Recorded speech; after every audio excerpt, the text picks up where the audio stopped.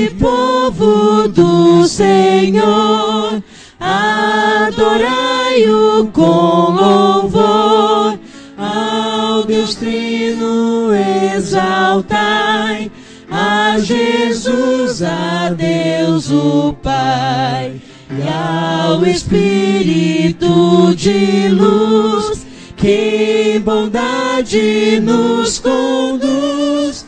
Vinde, povo do Senhor, adorai o Deus de amor. Observemos com fervor este dia do Senhor, pois as bênçãos lá do céu aos fiéis as prometeu. Atentai a sua voz, com amor falar a nós. Vinde, povo do Senhor, exaltai o Criador. Quando a igreja se tornar triunfante lá no lar, nossas lutas findarão e virá a redenção. Mal e dor ficando atrás, reinará amor e paz. Vinde, povo do Senhor, aclamai o Redentor. Aqueles que estiverem a oportunidade nesse momento, vamos nos colocar de joelho para falarmos com Deus.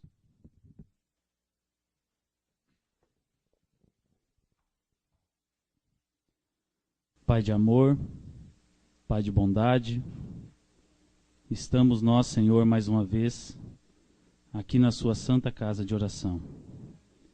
Querido Deus, estamos aqui em pequeno grupo.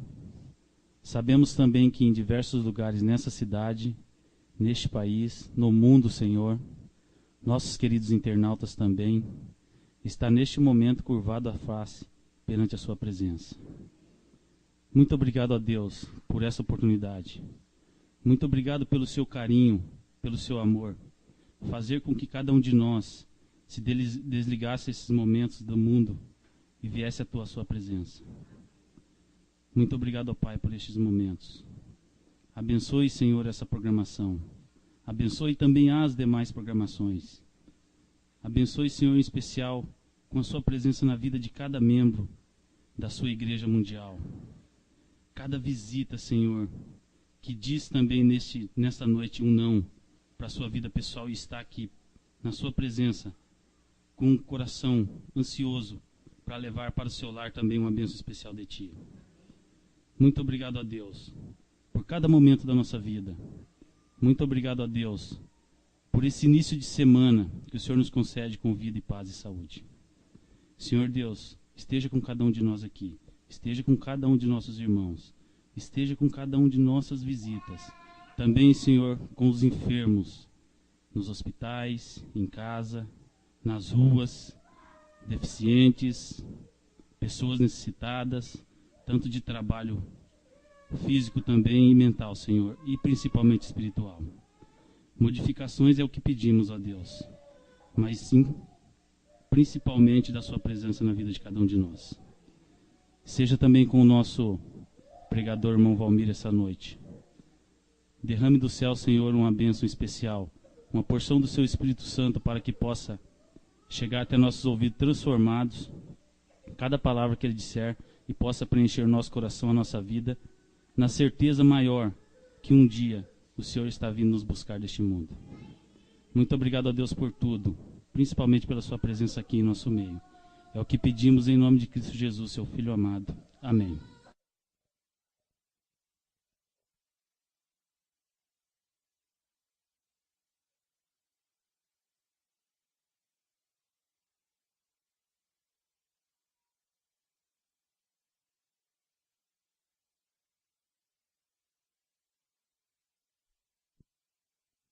Boa noite, irmãos.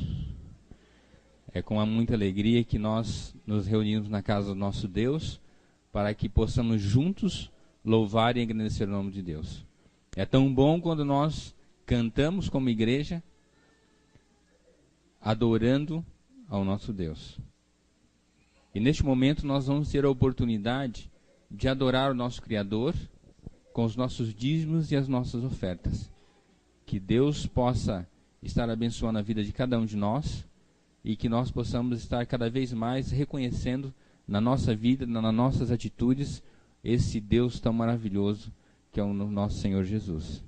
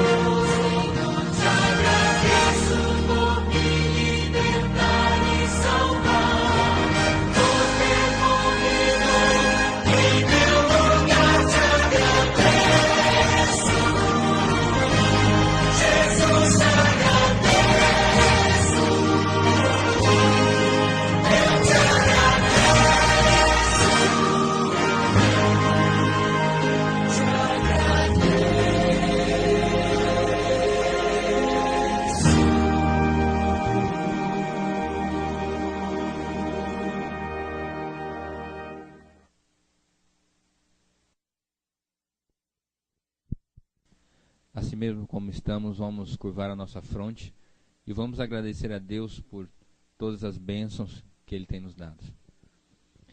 Santo Eterno Deus e Pai que habita nos altos céus, te agradecemos, Senhor, pelo dom da vida que o Senhor nos deste. Te agradecemos, Senhor, porque o Senhor nos dá a oportunidade de devolvermos, Senhor, um pouco de tudo aquilo que o Senhor nos dá. Que o Senhor possa aceitar, Senhor, todos os dízimos e as ofertas que foram devolvidas nessa noite. Que o Teu Santo Espírito, Senhor, possa estar abençoando e conduzindo-nos pelos caminhos eternos. Fica conosco, Pai amado, te pedimos, em nome e por amor do Teu Filho Jesus. Amém, Senhor.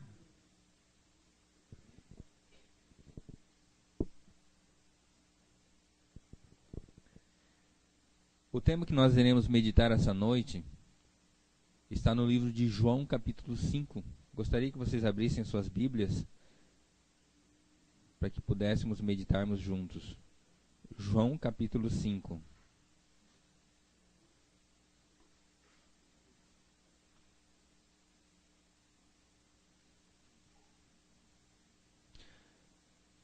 João capítulo 5, ele tem uma característica muito especial, porque ele vem falando sobre uma experiência, sobre algo que você precisa experimentar. E quando nós falamos sobre o poder de Deus, sobre as mãos de Jesus, nós estamos falando sobre o quê? Sobre experiência, relacionamento.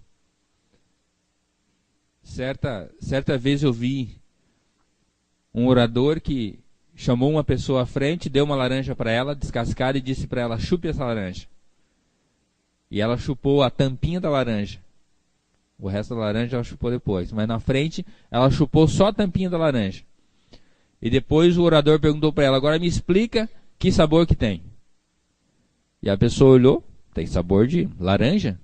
Ah, tá. Não, mas defina o sabor da laranja. Daí a pessoa parou, pensou: laranja, um pouco adocicada, um pouco ácida, gosto de laranja. E nós observamos que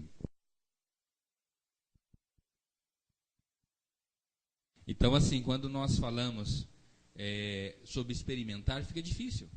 Você chupar uma laranja e você definir o que é laranja. Nós, quando nós nascemos, uma criança quando nasce, ela nasce como se fosse um livro em branco. E os estudiosos que estudam medicina chegaram à seguinte conclusão: tem criança que quando cresce não gosta de comer cebola. Você sabe o que é criança quando está aí com seus 4, 5 anos, você coloca cebola no prato e ele olha e diz: ah, mãe, cebola eu não gosto. Não gosta de cebola. Você sabe por que ele não gosta de cebola? Porque o organismo dele, o computador de bordo da criança, não identificou cebola como uma coisa comestível, como uma coisa boa.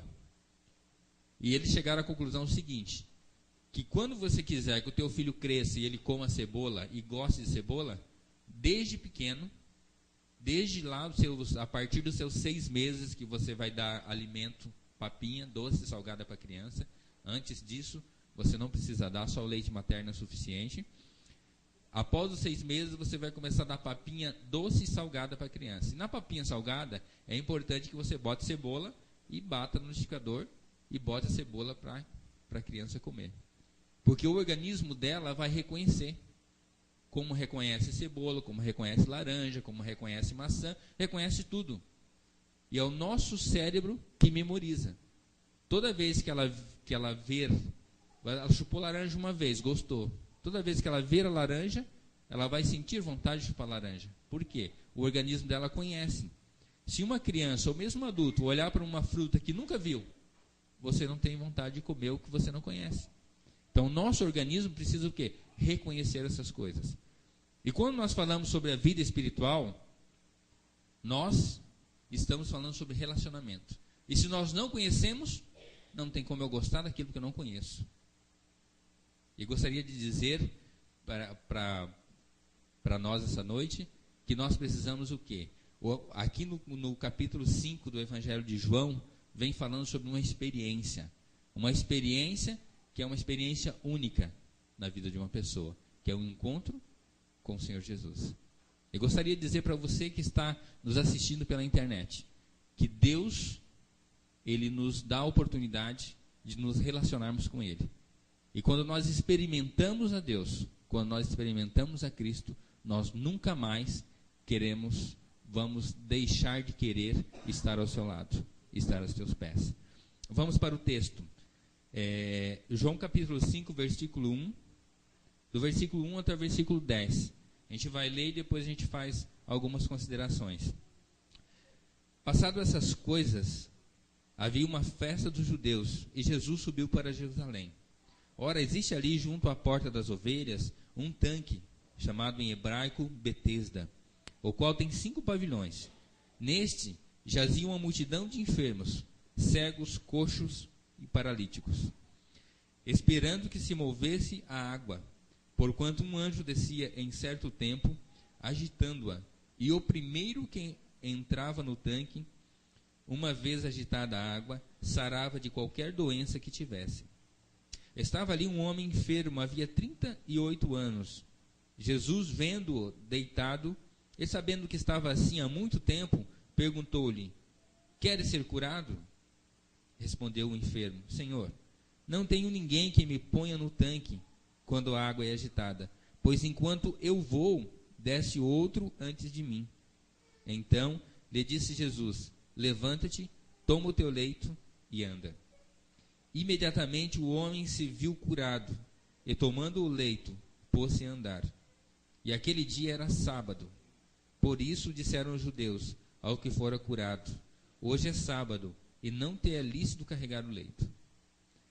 Quando nós observamos do versículo 1 até o versículo 10 do capítulo 5, nós podemos tentar imaginar que quando Jesus sobe a Jerusalém, aqui diz que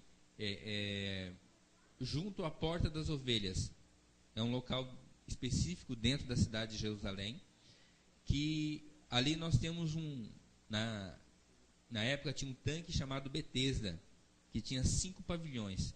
Quando nós falamos sobre esses pavilhões, eles são como se fosse uma área coberta, como se fosse uma varanda, uma meia-água, que eram partes, era como se fosse um caminho que você andava, e partes daqueles caminhos eram cobertos. Nós tínhamos 5 áreas cobertas. E nessas áreas cobertas, nós tínhamos o quê? Essas pessoas que jaziam ali, esperando que acontecesse um milagre. E quando a água do tanque se mexia, se movia sozinha, as pessoas desciam, e o primeiro que descesse, ele era curado. E nós vemos que quando nós observamos o texto, nós observamos aqui o seguinte: no versículo 4, não sei se na tua Bíblia está, que nem na minha, mas está ali entre colchetes.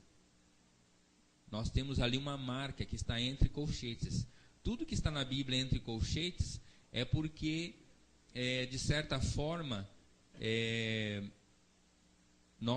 quando nós escrevemos a Bíblia, ou nós não, quando foi realizado o cânon bíblico, eles pegaram o quê? Várias passagens, vários escritos antigos que falavam sobre o mesmo assunto e queriam que fosse o mais fiel possível.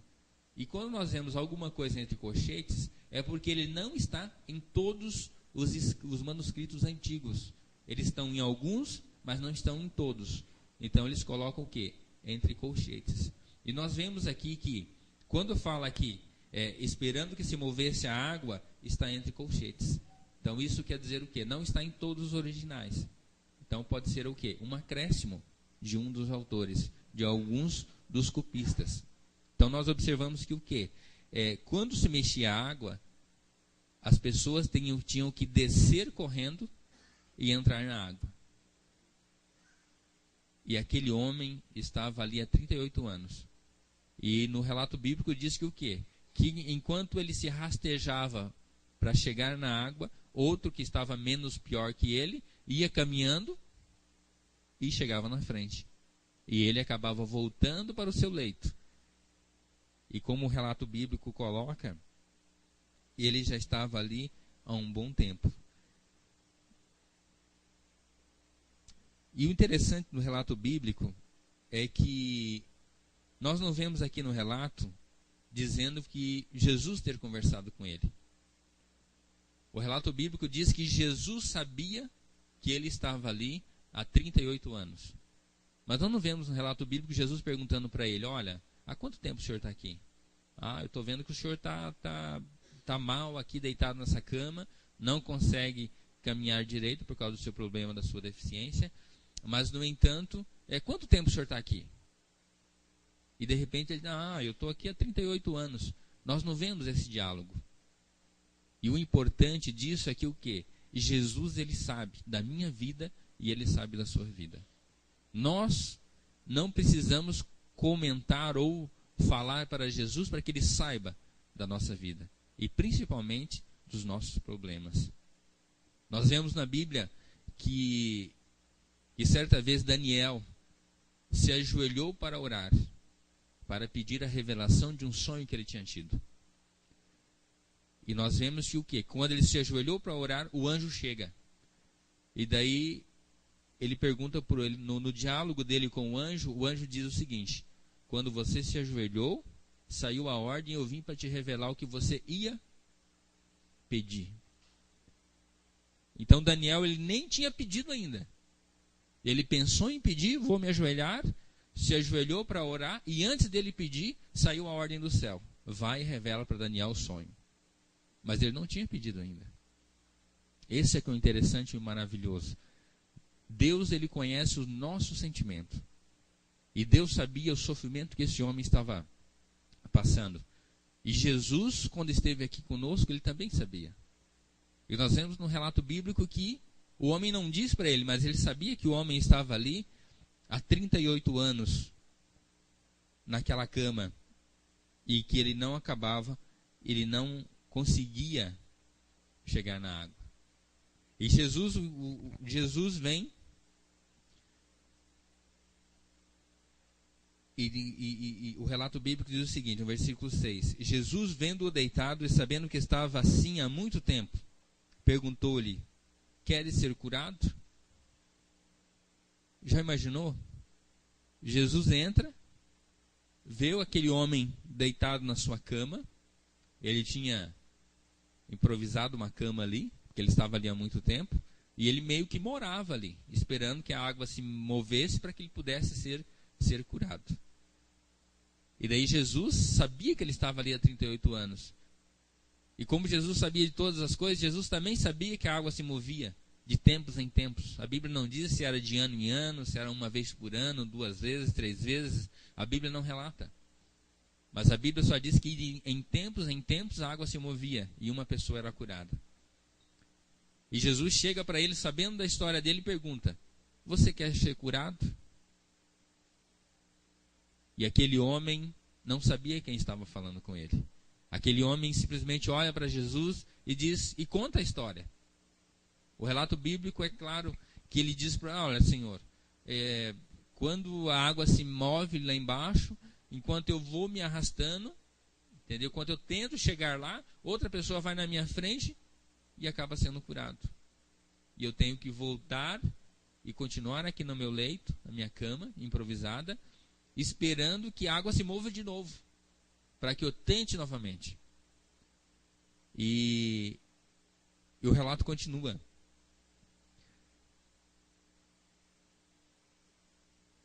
Quando ele termina de fazer essa observação, Jesus, ele faz o quê? Depois de uma pergunta, Jesus dá uma ordem para aquele homem. E essa ordem está no versículo 8, que diz o seguinte: então lhe disse Jesus: levanta-te, toma o teu leito e anda.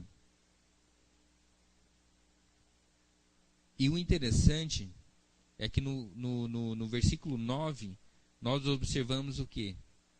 Que o homem, imediatamente, ele se sente curado. No início, quando a gente fala sobre a laranja, a gente precisa o quê? É uma forma bem simples da gente imaginar como é experimentar a Cristo. Como é a gente ter um relacionamento com Cristo. Aquele homem, quando Jesus dá a ordem para ele: levanta-te, toma o teu leito e anda. Ele não ficou lá de repente esperando, começou a olhar, de repente mexeu um braço, mexeu uma perna, para ver se tinha força ou não. O relato bíblico é claro, ele diz que imediatamente ele se sentiu curado, se colocou em pé, tomou o seu leito e andou. Hoje na medicina nós vemos que uma pessoa acamada, uma pessoa restrita ao leito, que fica muito tempo sem andar, para que essa pessoa volte a andar, ela tem que fazer tratamento médico, ela tem que fazer fisioterapia, ela tem que fazer locomoção, ela tem que primeiro, na clínica de fisioterapia, fazer todo um processo com um profissional fisioterapeuta, e depois tem que, com o andador ainda, ir exercitando para que possa ir restabelecendo a sua força motora, para que possa andar. Mas Deus, ele é maravilhoso, porque quando Jesus deu a ordem, levanta-te, toma o teu leito e anda. A palavra usada aqui na Bíblia, aqui no início do versículo 9, é imediatamente. Imediatamente o homem se viu curado, se colocou em pé, tomou o seu leito e andou. E nós vemos que grande maravilha aconteceu na vida desse homem. Mas tem algumas pessoas que com certeza você tem no seu meio, você tem no seu trabalho.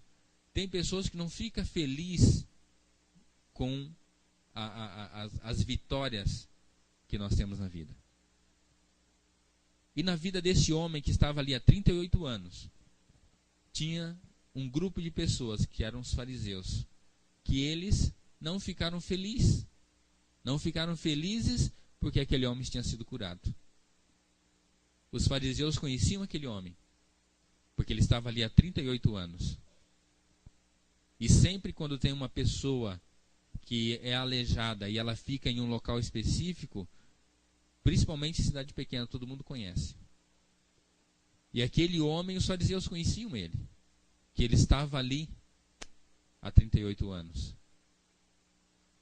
E o relato bíblico diz que quando ele se colocou em pé, pegou a sua cama e estava indo embora para casa, os fariseus viram ele. Opa, o que está acontecendo? Onde que você vai com essa cama? Hoje é sábado. Você não pode carregar a sua cama no sábado. E daí diz, o relato continua. E pergunta para ele, quem que mandou você carregar essa cama? E o homem, de tão feliz que ele ficou, ele nem perguntou o nome de Jesus.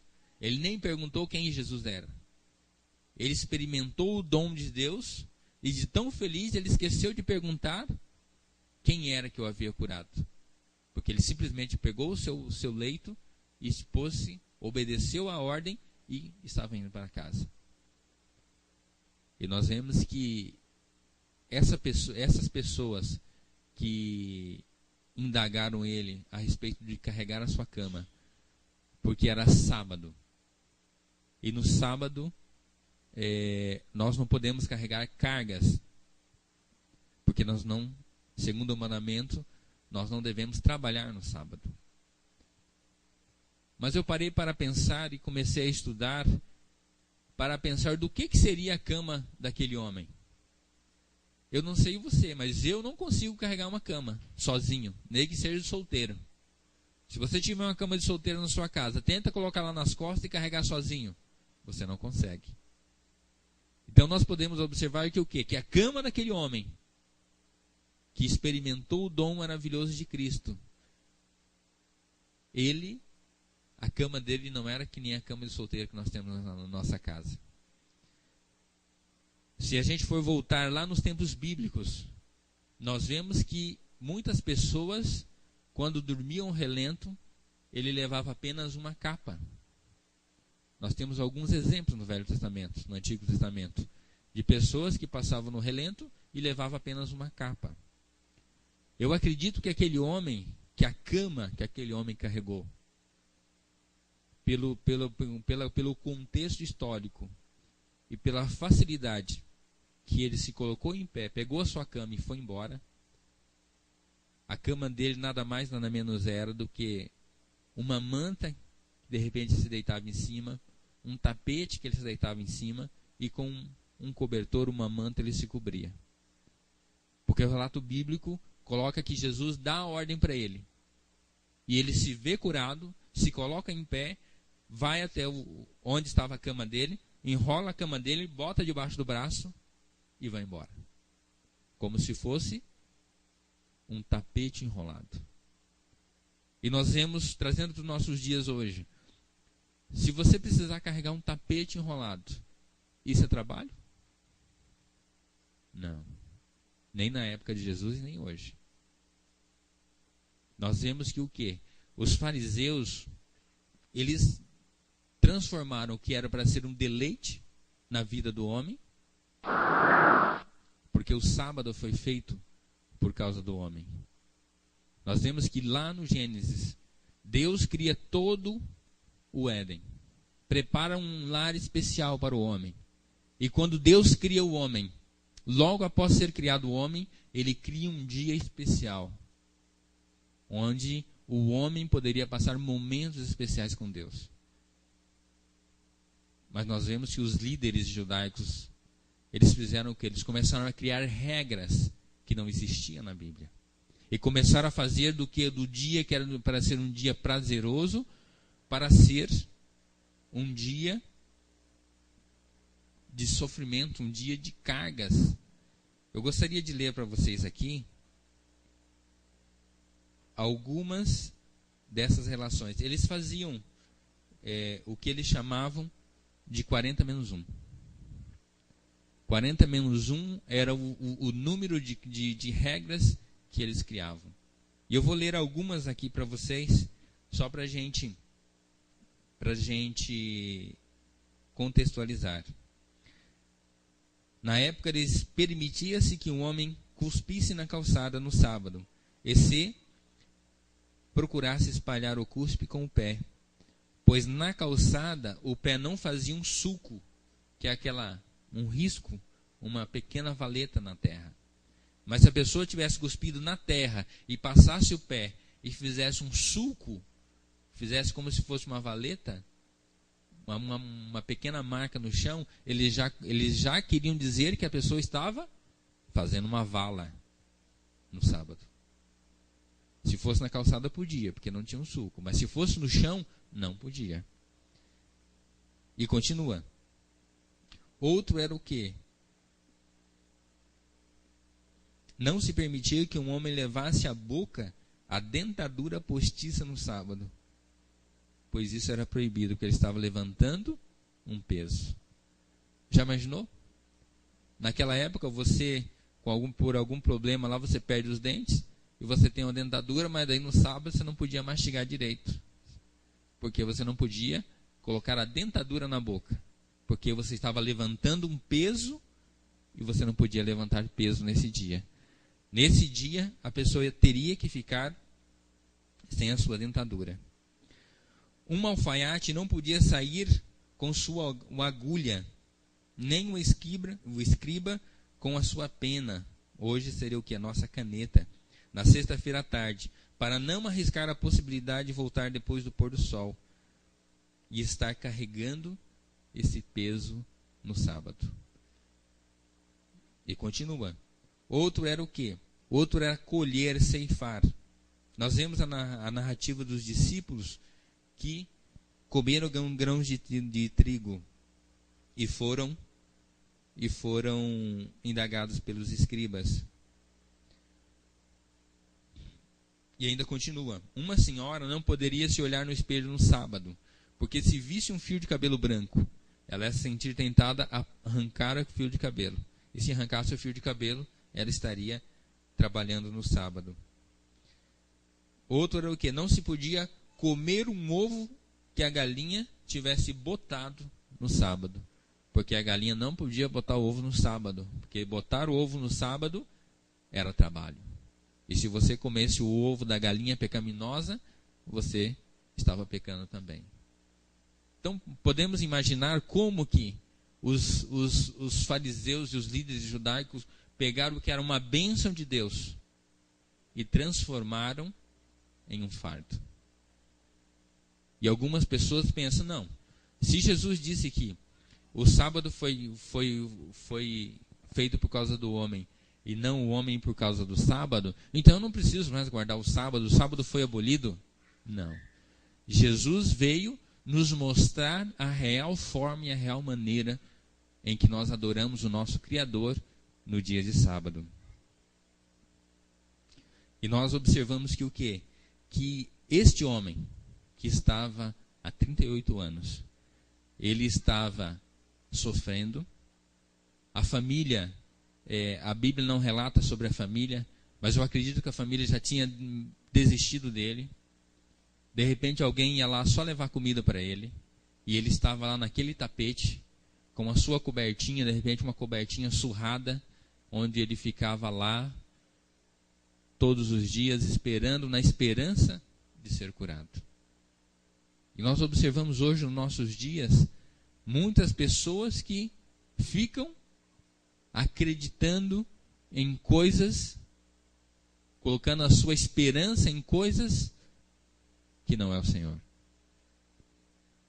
Hoje nós não temos tempo de relatar sobre esse assunto dessa água que tremia e desse suposto anjo que descia. Mas aquele homem, ele teve o privilégio de ter um encontro com Cristo. Embora ele não soubesse direito quem era Cristo, ele ficou sabendo depois. A gente continuar o relato bíblico, a gente vê depois que aquele homem teve a oportunidade de experimentar Jesus na sua vida. E muitas vezes hoje nós também temos essa oportunidade. Nós temos a oportunidade de buscar o nosso Deus que nós conhecemos.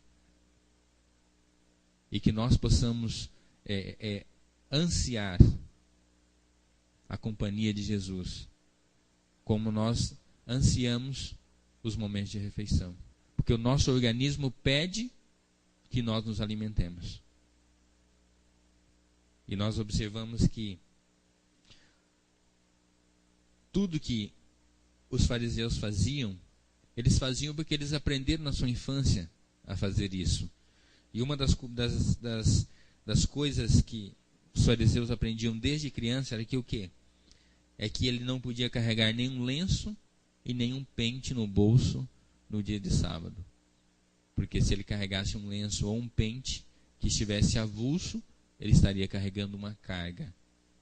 Então é toda uma geração que foram aos poucos deturpando a palavra de Deus e transformando o que era uma bênção para ser o memorial da criação, que é o Santo Sábado do Senhor, que foi santificado em um fardo.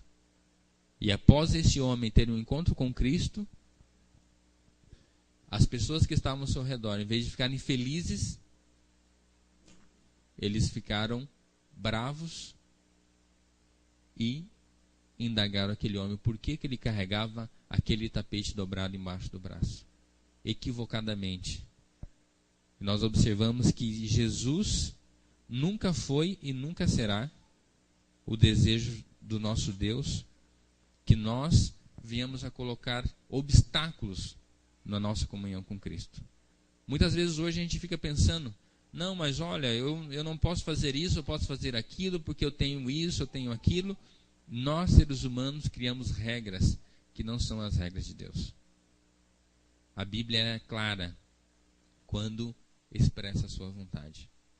Que Deus nos abençoe, que nós possamos adorar esse nosso Deus e que nós possamos experimentar a Jesus. Que nós possamos ter um encontro com Cristo e que Ele possa estar dia após dia com o Espírito Santo transformando nossas vidas. Que esse seja o meu e o vosso desejo. Amém.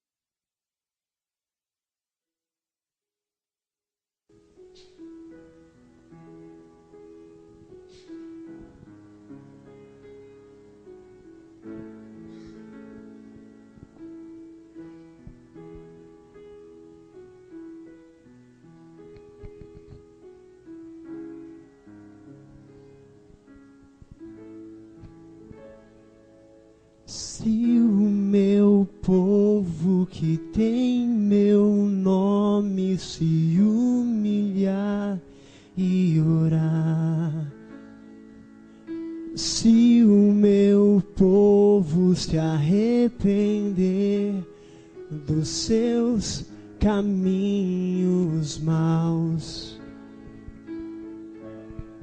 então os ouvirei e os perdoarei. Sararei a terra e suas feridas, e eu me levantarei para os defender. Defenderei o povo que leva o meu nome.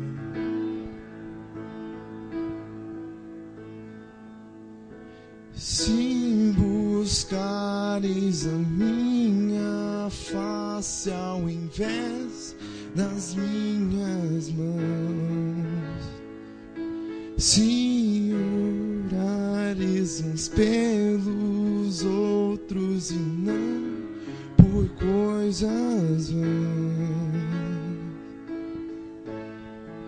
então os ouvirei e os perdoarei. Sararei a terra e suas feridas, eu me levantarei para os defender. Defenderei o povo que leva o meu nome. Então me lembrarei das minhas promessas, ouvirei as preces e sararei a terra. Os erguerei de novo, ainda nesse tempo, como um só povo que pede por renovo.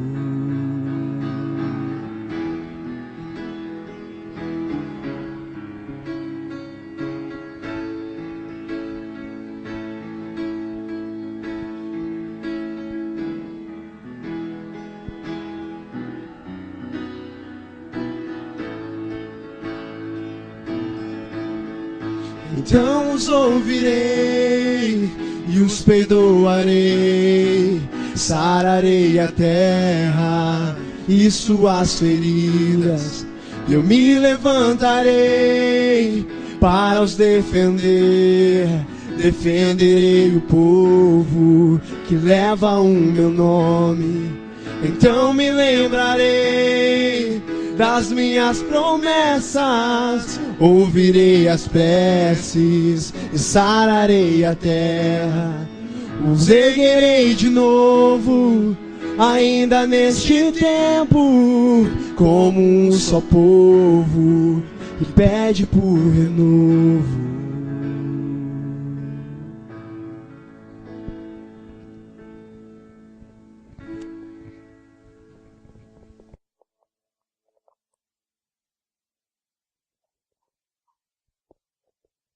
Vamos colocar em pé e vamos orar ao nosso Deus. Santo, eterno Deus e Pai que habita nos altos céus, te agradecemos, Senhor, porque o Senhor bondosamente nos tem trazido até a tua casa. Te agradecemos, Senhor, porque o Senhor teve um encontro com aquele Senhor que há 38 anos estava aleijado, deitado, Senhor, em uma manta, aguardando um milagre duvidoso. Te agradecemos, Senhor Jesus, porque o Senhor teve um encontro com o Senhor. E o Senhor deu a ordem: toma o teu leito e anda. Que o teu Santo Espírito trabalhe em nossos corações e que o teu Santo Espírito, Senhor, esteja conduzindo a nossa vida. Perdoa nossas muitas faltas, Senhor, porque somos pecadores. Conduza-nos pelos caminhos eternos. Neste momento suplicamos, Senhor, que nos devolva os nossos lares, na tua proteção e no teu cuidado. Fica conosco, Senhor. Nós temos uma semana de trabalho em nossa frente. Nós não sabemos, Senhor, o nosso futuro, mas o Senhor conhece. Envia, Senhor, o teu anjo e prepara o caminho. Nós te rogamos em nome e por amor de Jesus. Amém, Senhor.